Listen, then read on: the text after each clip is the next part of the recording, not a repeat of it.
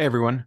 So the word congruence is thrown around a lot, and I wanted to take the time just to not talk about how to achieve congruence because I've done that in the past, and I feel like it's a bigger discussion and how the functions or animals or whatever helps you do that, but more just to talk about what congruence is and how typology can maybe help us achieve congruence or can hurt our congruence.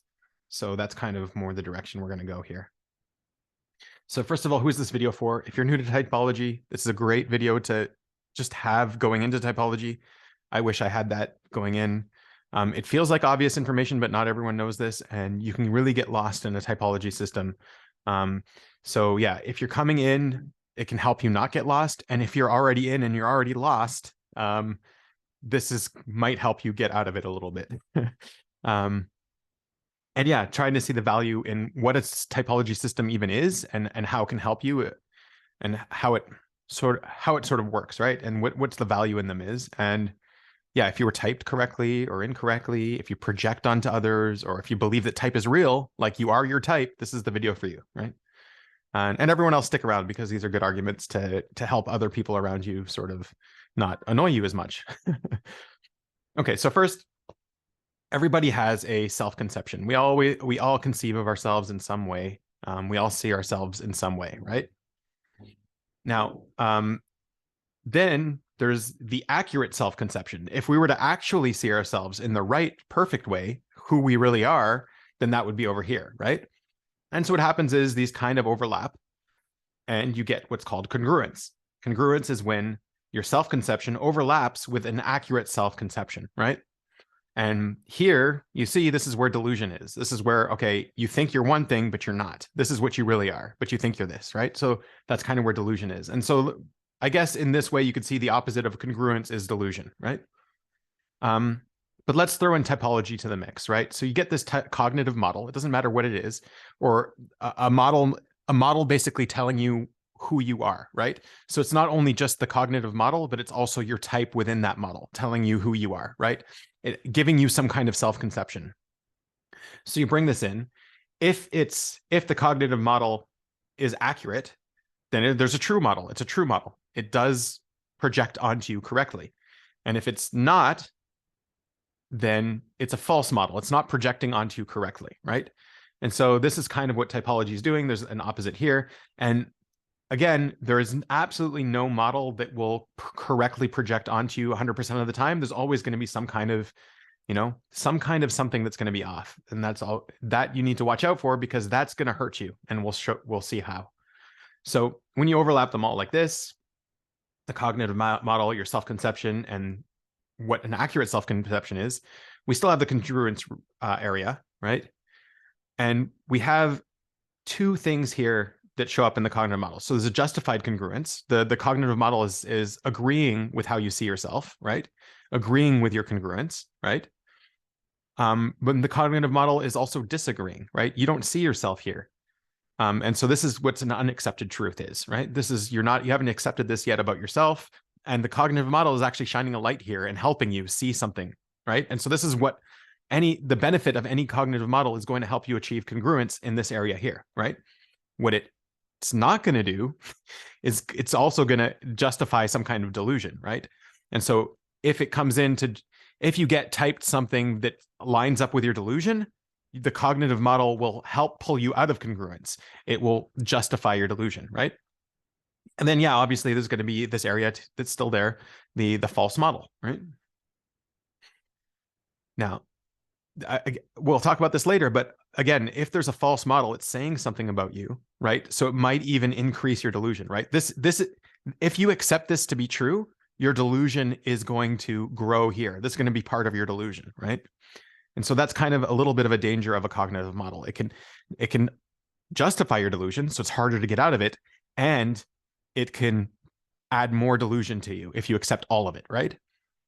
So benefit, here's the clear benefit here. I guess is also kind of a benefit. It doesn't really matter. You already have that congruence, so there's no real point to the model. But yeah, it might help shortcut some of the congruence you have, make you see it in a more optimized way, within the context of the model, right? So that might actually help you as well. Now, projection, we can do the same exact chart for projection. Projection does the same thing, right? There's the accurate conception of another person, right? Now, obviously, we'll never be able to get a complete, pure, accurate conception of another person. We're not living in their shoes. We don't see them completely. And so this is unattainable. But we can have a conception of them, and the conception can overline. And where there's congruence between our conception of them and what they actually are, that's true sight. We're actually seeing the person. And that's what we want. We want as much true sight of others as we possibly can, right? And where the cognitive model can come in and type the person and say, okay, yeah, I'm justifying this sight. I can justify that insight of the person, right? But then there's the parts that aren't the person. And this is the projection. And this might even come from your own perception of yourself, right? That's why it's like, it's self-conception. It kind of has the same color. It kind of comes from how you see yourself. But also it might come from things you don't see in yourself that you're projecting onto the person. So this isn't a one-to-one where this is coming from, but this is just saying the types of ways you can interact with conceiving another person. And what a cognitive model can very harmfully do is if you don't have a correct type or a correct model of the world and you're projecting onto other people using the model, you will have a justified projection, right? And it will be off, right? Now this is very easily rectified because all of the projection stuff is easily rectified because you can just, if the person does know themselves, if they are congruent in this area, you can just ask them, is that right? Right? And there's a lot of cases where, we'll get into it, but there's a lot of cases where people do know the answer to like, if you project incorrectly on a person, they will get that sort of punchback, like, no, that's not me. The thing is, they also get the punchback if you project correctly onto them, but it's a different kind of punchback. So it's worth paying attention to this. Now, obviously, there's if you don't understand the model, right? So then there's going to be a part in the model where, there's a false and there's a true part of the model, but it doesn't really matter for projection. It's just you're not using this part of the model. Really what we're looking at are these sections here, right? But this is kind of like the unknown part of the model that could help you have more justified sight.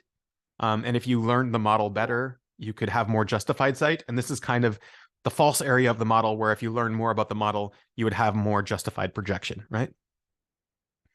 Okay, so the main conflict between community members, fellow typologists, one school of typology versus another school of typology, or even someone who's going to type you and they're going to tell you your type, there's going to be a conflict in this area, right? Because the person who's typing you is obviously doing projection, or your colleagues, or if they know your type, they're going to start doing this projection stuff onto you. And it's going to affect your congruence, right? And so this is kind of what we're talking. So justified sight versus delusion, right? So the first one is like, this is what we want. Okay, this is what we want as a typist or as a friend or as someone to help somebody get out of delusion is, okay, let's say we're this person. So we have this justified sight. We are seeing the person correctly here and the model is helping us do it.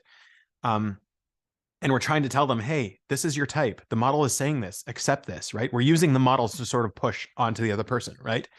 And if this justified sight is sort of fighting this delusional area, what it's going to do is it's going to take this unaccepted truth here and make it justified congruence, right? It's going to make this because it's an unaccepted truth, this is justified sight.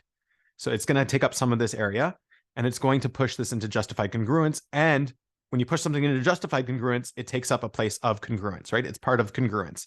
So this is going to help people become more congruent if they're typed accurately and if the typist is helping them, right? But here's the danger. The danger is you might have this justified projection, right? And you're projecting this model onto the person, using the model with the full force of the model, thinking you've typed them correctly, think their type is correctly, and projecting onto them. And they might have a congruence part in them that's already congruent. Like there might be several other things happening, but this is like the worst case scenario. They have this congruence and you're pushing this on them, forcing them to accept this. It's going to force the congruence to be justified delusion, right? That's what's it's going to change because it's forcing it into this model. It's forcing it into this model and it's forcing it to be justified delusion, right? So this is the worst case scenario sort of problem. And so a lot of arguments you have between people is when you're projecting a type onto them, they're going to push back with their congruence. And if the type is well known and the entire community is pushing on them in this way, it'll wear down on them, and eventually they're going to get into a justified delusion land, and it's going to hurt them overall, right? So you have to be very careful when you're projecting onto people in this way. If there's a pushback, right? If you get feedback, listen to the feedback, because that's what's going to tell you if you're doing this justified projection. And it's bad for you as well to do justified projection. Why? Because it's a place where you're not congruent, right? You're not congruent with the model. You're not actually seeing the other person. So you're not congruent with the other person. And so it's really important to get that kind of feedback in order to sort that out, right? There's no way you could possibly sort that out without getting the feedback of the person. Even though the person might be delusional, even though this might really be where they're pushing from, they're pushing back from the delusion, that might be, but they might be pushing back from a place of congruence, and in which case you have a justified projection, right? So that's kind of the main thing that I want people to start taking away from this. Now, the goal, right, is don't be a tone deaf singer, right? That's basically the goal. If you have an accurate perception of yourself and you see that you're tone deaf, right? You see that you're tone deaf, you're not going to try to grow towards being a singer, right? And that's kind of the idea, is like, if you have an accurate perception of yourself, you can sort of, it will help you grow. It will help you know, okay, this is who I am, but this is not who I have to be, right? And so once you accept who you are, you can start changing and working on it. And if you want to be a singer, well, now you know you're at least tone deaf. Now you at least know the obstacles you're going to have in order to become that singer, right? And so like some of the emotions you have when you're getting this congruence with yourself, you're going to have guilt, you're going to have shame. Self-disgust is a very powerful motivator. If you're really disgusted with who you are, you're going to grow and you're going to change. Self-acceptance, self-love, self-pride, etc. All these kind of emotions. It's going to it's going to translate to growth in self-pressure, change, and growth, right? So that's basically the video. That's basically what I wanted to get across is be wary of this sort of framework, this sort of interaction that's happening in typology. There are as many more interactions that can happen here. This sort of back and forth here is kind of a way to perceive, is to conceive of how these interactions sort of take place. And if you can at least identify what one person is saying, like one person is saying, I'm arguing from congruence, this is their perception, but the other person might be saying, no, you have a justified delusion, right? Then you can actually start communicating. Then you can actually start saying, okay, this is what I'm seeing, this is what you're seeing, which one is it? Now let's actually have a real discussion, right? So that's kind of the idea behind everything. Good luck, everyone. Have a good one.